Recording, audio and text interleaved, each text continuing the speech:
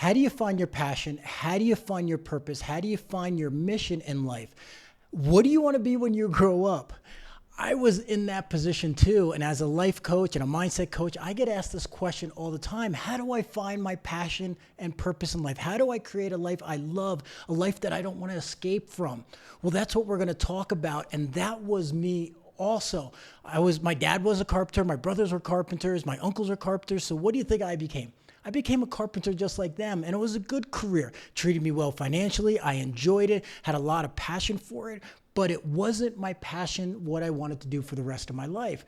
And so I started getting into personal development. Back then, they called it self-help, and I started reading books, and I bought audio programs. I went to live events, and it talked about this idea of going out and experimenting.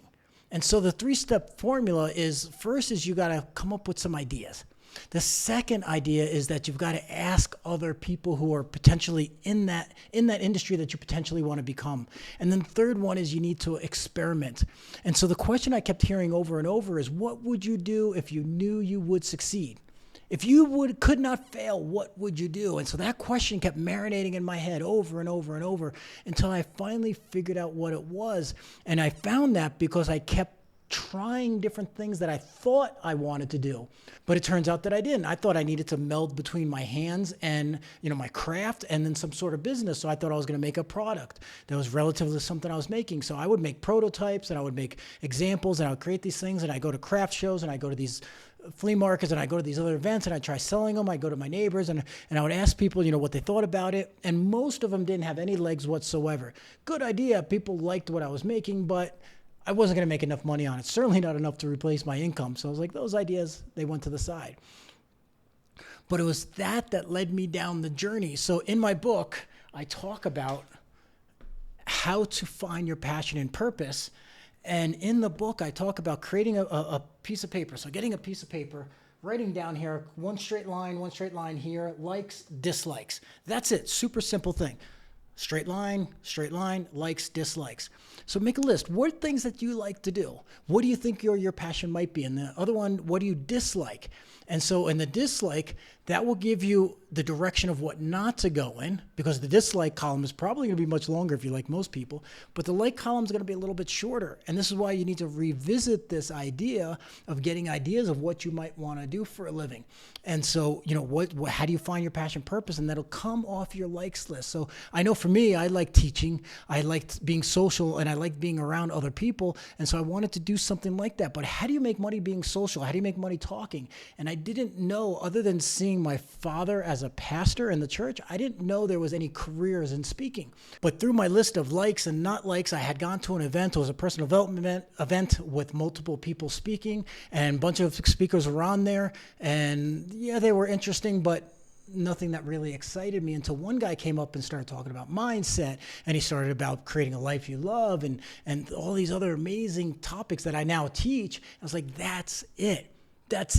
But I got there because I had made that list. I knew what direction I wanted to go in, and I started experimenting in that direction. I started talking to people in that field, and that's how I found it. I saw the person doing it. I was like, oh my God, that's amazing. And that's how it started my career. But then I wasn't a speaker. I was a carpenter. So I had to learn how to speak in front of audience. I had to learn how to storytell. I had to learn how to engage the audience. I had to learn all these things. And that took quite a bit of time to learn. But it sent me down that path, and that opened up more doors, and that opened up more doors. And even today, I'm still tweaking and adjusting what I do as a living. Because I used to only do live events, usually for corporations. And they paid me a ton of money to go speak for an hour, hour and a half. But then the pandemic happened, and that changed everything. And so now I'm focused on creating my online business and reaching out to you here directly through YouTube, through videos, through audios, things like that. And so now I'm creating both. And so this will always be an evolution. As long as you're heading in the right direction, you'll figure it out. But you need to go through that experience of making the list and then go talk with people. So if you think you might want to be a dancer for a living, then go talk to people who are dancing, people who are doing shows, they're on Broadway or something like that. And then people who are teaching for a living, people who are teachers like in a school or something that are teaching dance. Talk to different people who are doing that idea, but in many, many different ways. And so that way you can get ideas of what is aligned with you. because that's what's most important. Like I could have went back to school and become a psychologist and did very similar thing to what I'm doing now. But that didn't interest me. One, I didn't want to go back to school for another bunch of years and get the degree. And I didn't want to be limited or constrained by the structure of being a psychologist. And now I get to travel the world. I work on my laptop. I coach people over video and in person at live events. And so now I've got the best of both worlds. But I wouldn't have found that if I didn't make the list, talk to people, experiment. And I'm still doing that to this day.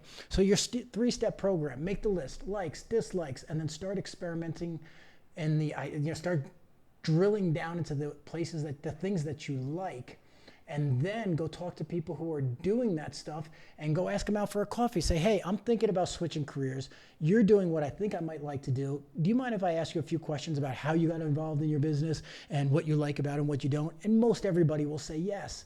And so go talk to people, find out what they like, find out what they don't like, and then go experiment.